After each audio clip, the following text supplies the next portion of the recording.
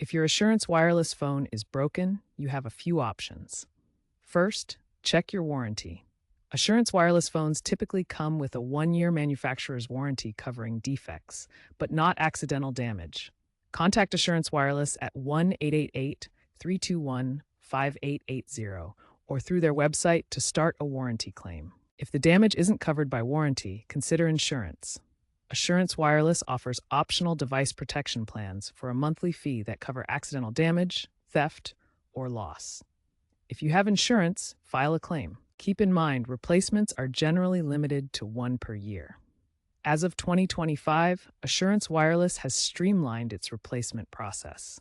You can initiate replacements online or through the Assurance Wireless app. Before sending in your broken phone, attempt to transfer your data.